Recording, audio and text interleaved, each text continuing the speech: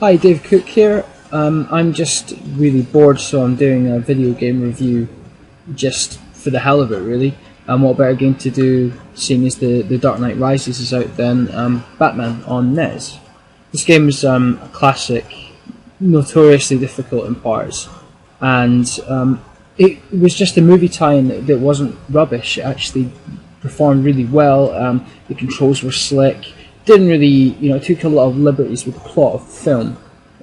It's supposed to be based on the actual movie, Tim Burton's movie, but it's not very faithful. I think that's actually a good thing though, because the level design is quite grueling. It's quite dark. It doesn't follow the movie to the letter, which is like a common complaint of tie-ins, is that they follow the script too rigidly and therefore are really boring. But this is like, quite dark. Batman's running through the streets of Gotham. He's going through like power plants and old warehouses, fighting like a whole manner of villains. And the gameplay-wise, it's actually a lot like the Ninja Gaiden series, right down to wall jumping, projectile weapons and such, and lots of other neat little tricks too. So without further messing around, let's go and check out Batman on NES.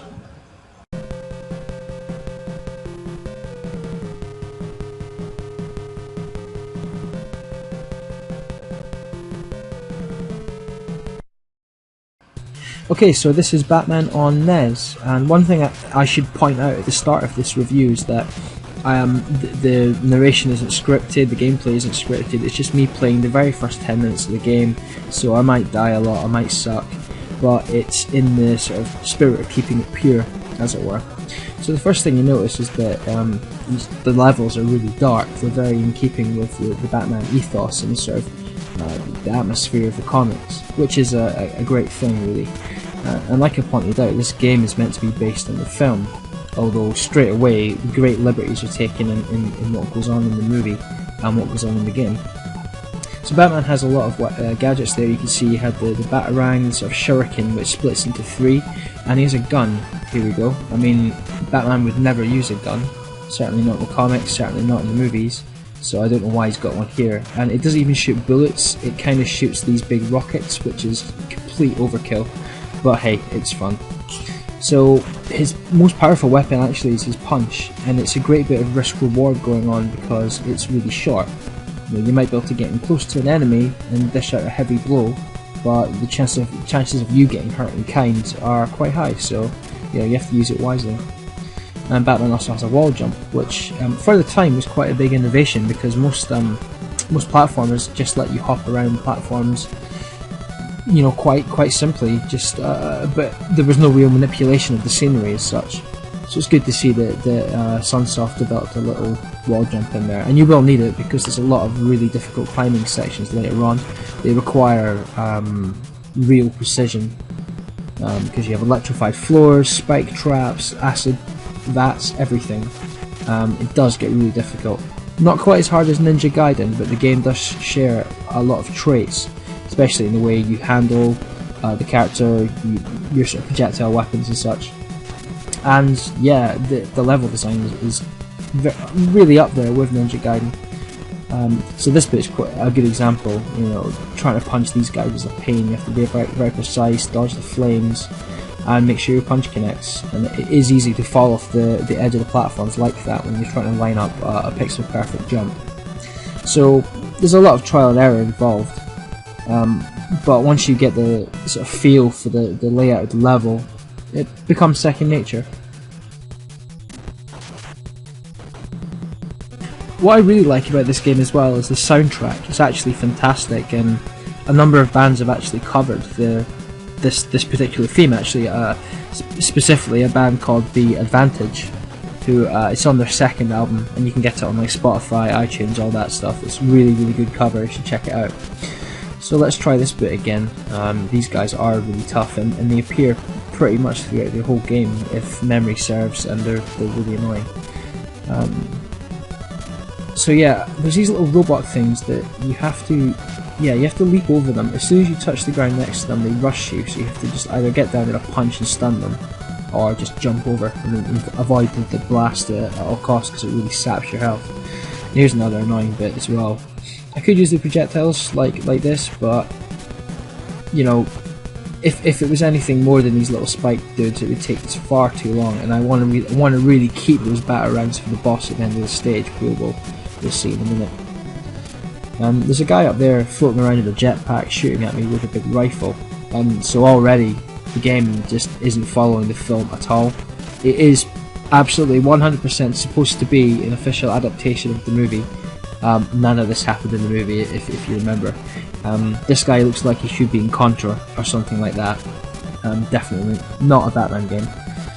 But anyway, in fact, an interesting story about the adaptation, like the way it was handled by Sunsoft, was that the Joker is the final boss, which, you know, that rings true in the big bell tower, like at the end of the film, but only in the European and the American versions, not the Japanese one.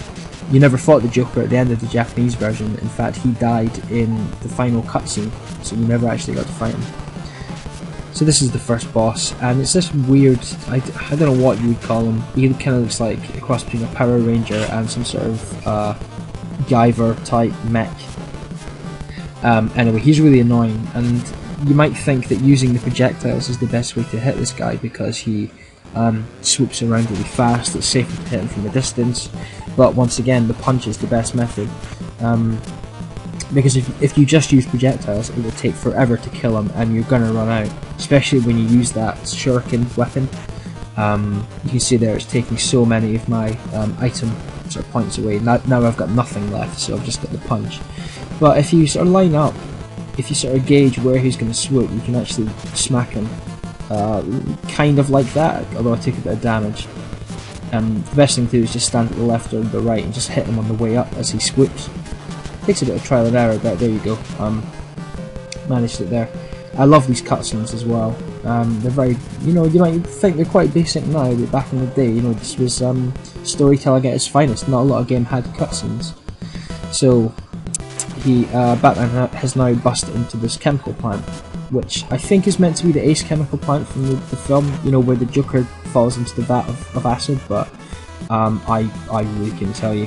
I mean, there's androids everywhere by the looks of it, or at least guys in big mecha suits. It doesn't make any sense. But there is acid, and if you touch it, it doesn't kill you in one hit, but it will hurt you quite a lot. And it stuns you as well, so even if you fall into it, you really have to be quick in jumping out, or you'll just get hit again. And already you can see like how pixel perfect these jumps are getting, and how crucial it is to have projectiles. You could jump over and punch that guy, but the chances of you getting hit are pretty high too. I mean, I'm out of weapons again, and I took a hit there. Yeah, so conservation is the key. Don't use projectiles unless you really have to. And in fact, there's a lot of really crazy jumps coming up in a minute that you can see the wall jump in action, like the way it was supposed to be done.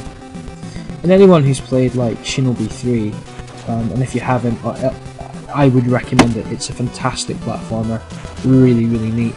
And it's on the Mega Drive. It's really great, and it's part of the Mega Drive collection on Xbox and PS3 and PC as well, so yeah, check it out.